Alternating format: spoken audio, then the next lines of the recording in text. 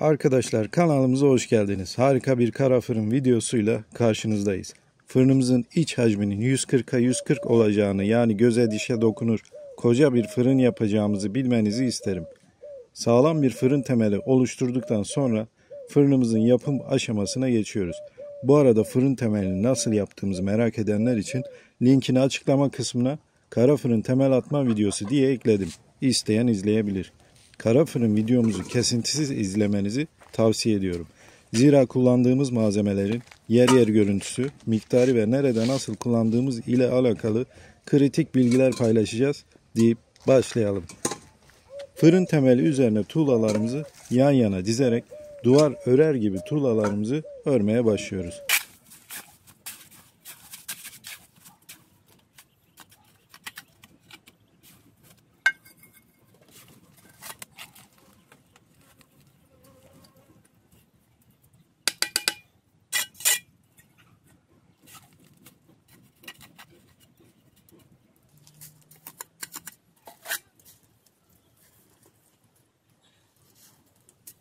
Gördüğünüz üzere tuğlanın deliklerine karşılıklı çimento harcı gelecek şekilde yan yana sıkıştırılmış bir dizilim oluşturuyoruz.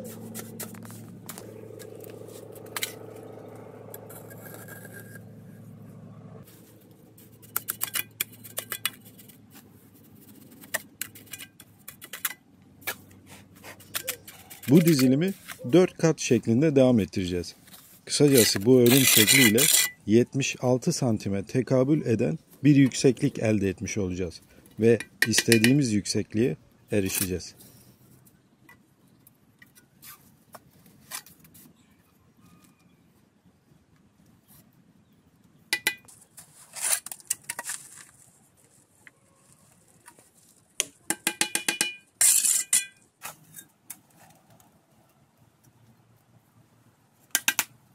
Bu yüksekliğe erişmek istememizin sebebi fırın ağız kısmının bel hizamızda olmasıdır arkadaşlar.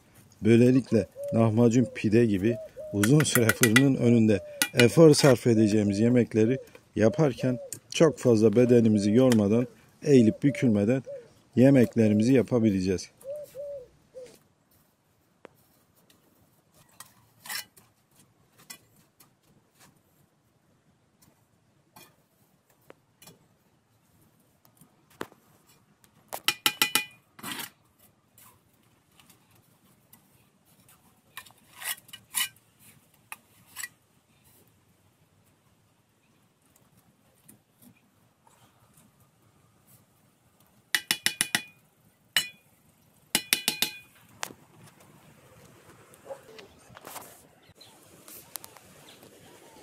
...19 tuğlalarımızla fırınımızın alt temel katmanını oluşturduk.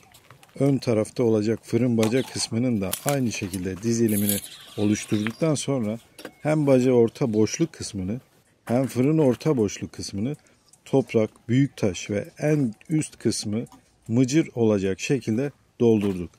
Fırın içi taban kısmını bir tuğla olacak şekilde boşluk bırakıp doldurmadık. Bunun temel nedeni... Bu kısmın cam, tuz ve en üst kısmın ise ateş tuğlası ile döşenmesi ve fırın taban örümünün bu şekilde olmasıdır.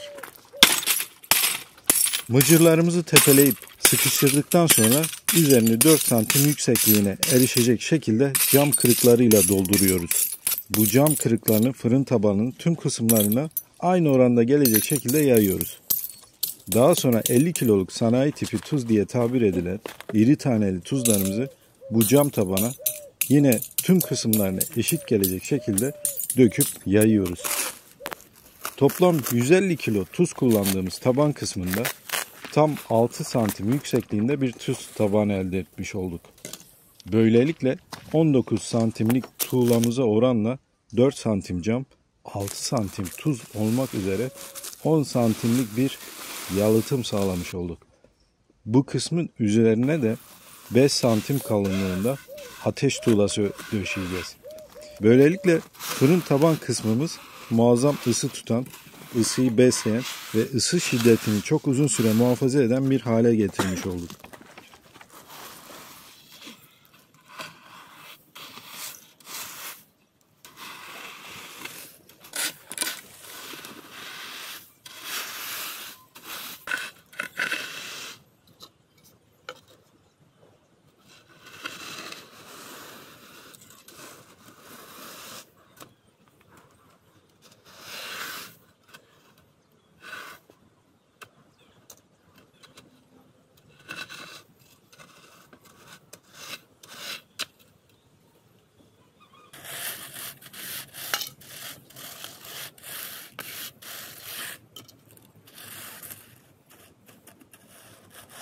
Piyasada 3 ve 2 santim kalınlığında da bulunabilen bu ateş tuğlalarını tercih etmediğim dikkatinizi çekmiştir. Tavsiyem sizin de 5 santim kalınlığındaki ateş tuğlasını tercih etmeniz yönünde olacaktır. Tabi tercih sizin. Döşediğimiz ateş tuğlalarını birbirine sürtürerek fırın küreğimizin tabana takılmaması için kontrol ve müdahalemizi bu şekilde yaptık.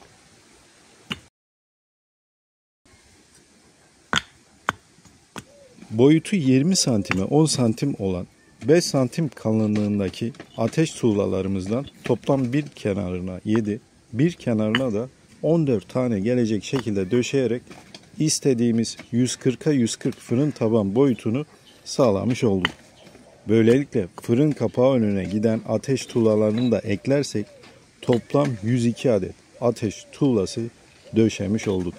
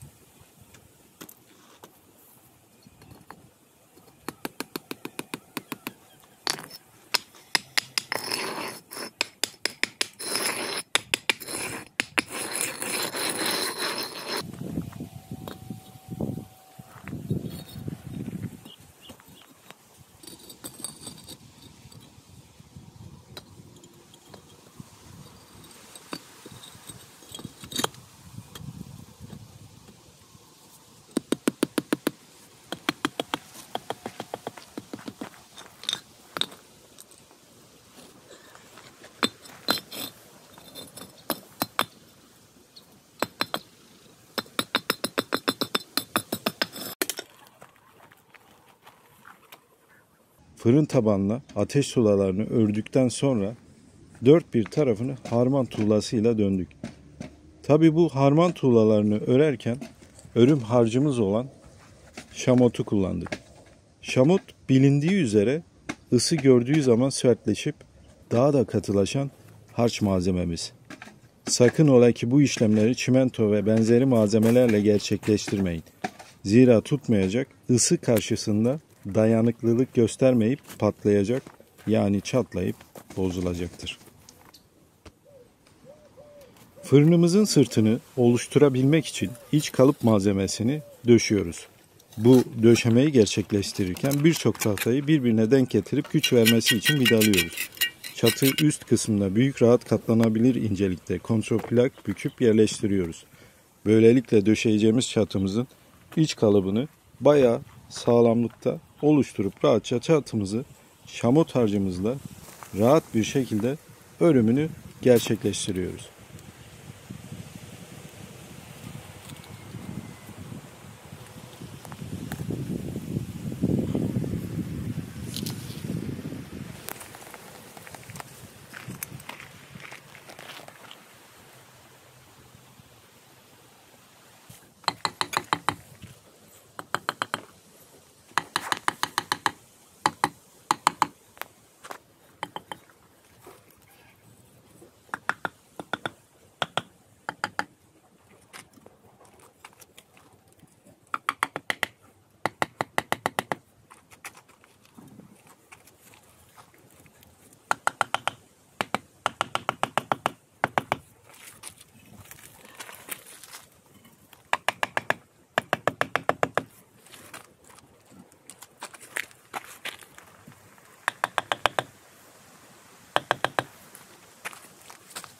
Fırınımız kapağına denk gelecek olan kemer kısmını ne yazık ki demir kapağımızın elimizde olmamasından dolayı mantolama köpüğü ile yerini belirledik. Daha sonra üstüne 12'ye 12 göz aralıklı kafes teli kullanarak üzerine gelecek harcı sağlam tutması için yerleştirdik. Akabinde ısı görecek yarı kısmı şamot harcı ile az ısı gören diğer yarı kısmı elyaflı sıva ve kalekim karışım harcımızla sıvayarak harman tuğlamızı üzerine döşedik.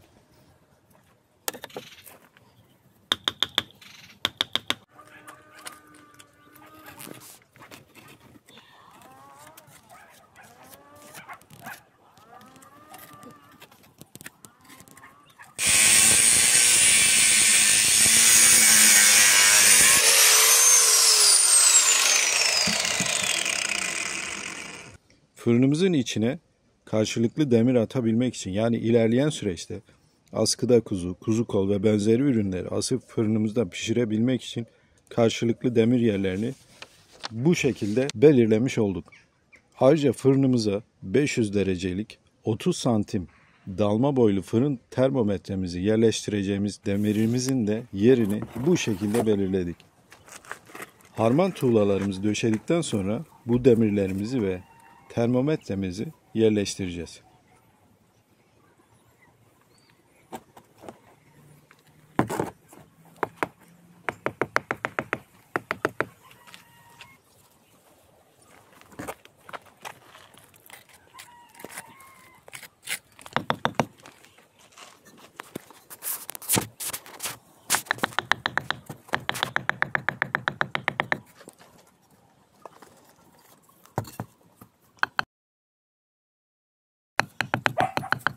Aynen.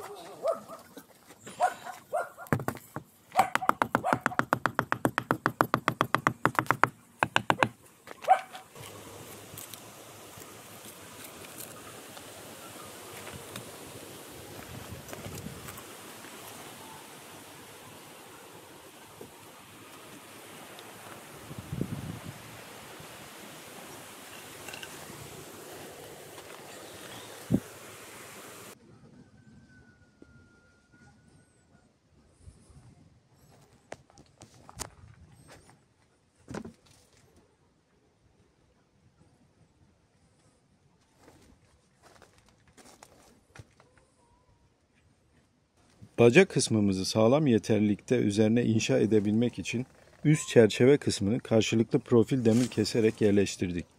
Yan kısımlarına da 8'lik ikişer demir koyarak çerçevemizi tamamladık. Daha sonra da tuğlalarımızı üzerine döşedik.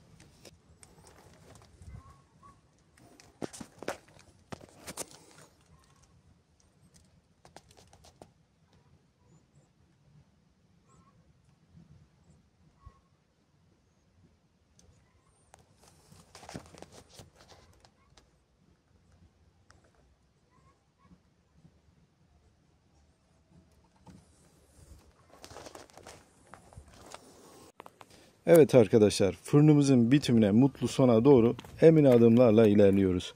Fırınımızın üst kısmını şamot ile bir güzel sıvadıktan sonra onun üzerine de elyaflı sıvamızı çekiyoruz. Onun üzerine de 5 santim kalınlığındaki taş yünlerimizi kalın galvaniz tellerle sabitliyoruz. Kullandığımız taş yününü sizlerle paylaşacak olursam, kullandığımız taş yünü bu şekilde. Böylelikle fırınımızın alt taban kısmında yapmış olduğumuz ısı tutma yalıtım formunu bu kısımda da icra etmiş olduk. Fırınımıza giren hiçbir etin mükemmel pişmemesi için artık hiçbir sebebi yok arkadaşlar.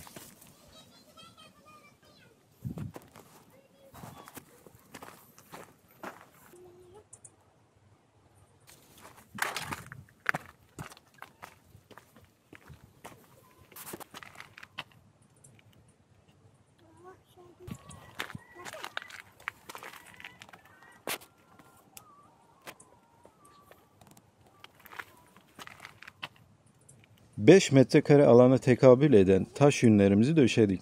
Üzerine şamot harcımızı sıvayarak kurumasını bekledik.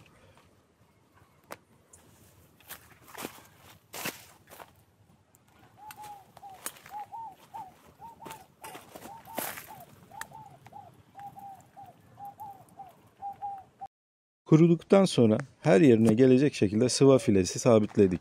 Bu sıva filesi üzerine de mantolama harcı, yani elyaflı sıvamızı çekerek her türlü hava koşullarına karşı dayanıklı, çatlamaz, sarkmaz, polimer katkısı olması sebebiyle daha fazla esneklik gösterebilen sağlam bir dış yüzey elde etmiş olduk. Fırınımız tüm yalıtım ve sıva işlemleri bitimi 500 derecelik 30 santim dalma boylu fırın termometremizi yerleştirdik. Fırın kapak önü tezgah mermerimizi kestirdikten sonra kale kim ile montelemesini yaptık. Fırın içi zemininde en küçük boşluk kalmaması için ateş tuğlalarının tüm birleşim noktalarına gelecek şekilde 2 paket sofra tuzu serpiştirerek fırça yardımıyla her yerine döşedik. İlerleyen süreçte çengelli boru vasıtasıyla kuzu asmak için kullanacağımız karşılıklı kalın demirlerimizin görünümü de bu şekilde oldu.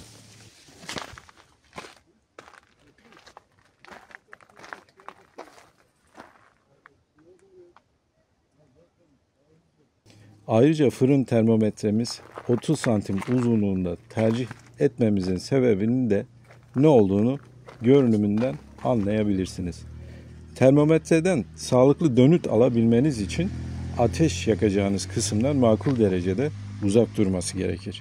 Yani dibinde yakacağınız ateş sizi yanıltacaktır.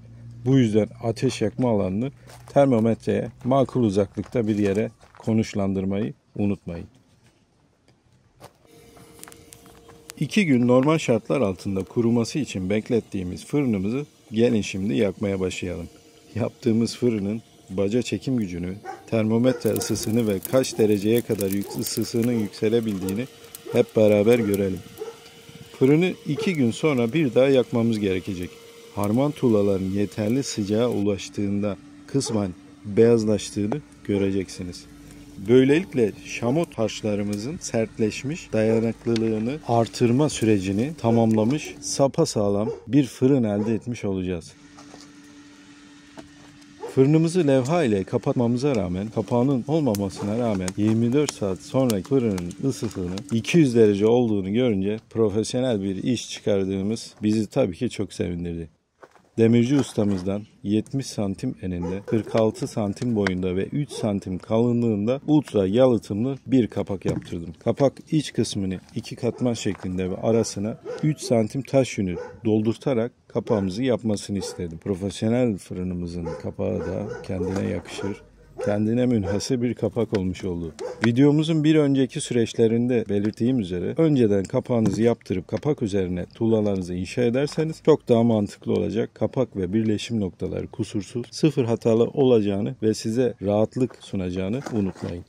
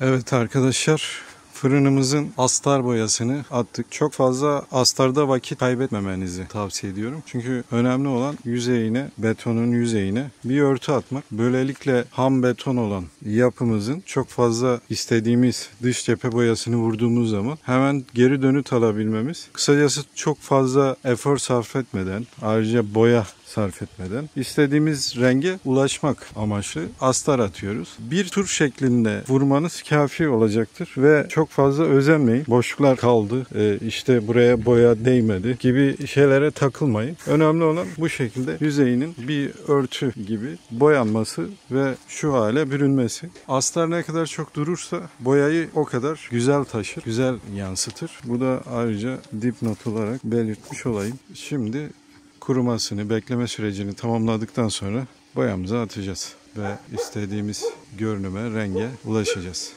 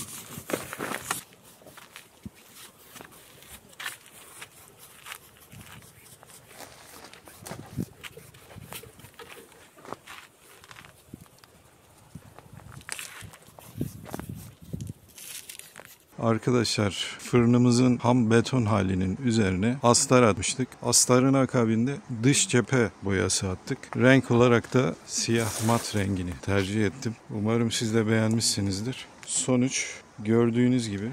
Böylelikle kışın da fırınımız gayet korunaklı. Yağmurdur, kardır. Herhangi bir unsurdan etkilenmeyecek. Astarı atmamızın sebebi boyamızın örtücülüğünü tam yerinde yapması, bize zorluk çıkarmaması. Fazla dış cephe boyasına para vermeden abartılı bir meblağla karşı karşıya kalmamak için astarımızı attık. İşimizi gayet hızlı, profesyonel bir şekilde gerçekleştirdik. Fırınımız artık kış şartlarına da kusursuz bir yeterlikte, çok da güzel bir görünümle sonuçlanmış oldu. Videomuzu, emeğimizi beğendiyseniz like atarsanız sevinirim. Desteğinizle ilerleyen süreçte fırınımızın yanına mangal, ocak ve cağ kebabı videolarıyla renk ve farklılık katacağız. Hoşça kalın.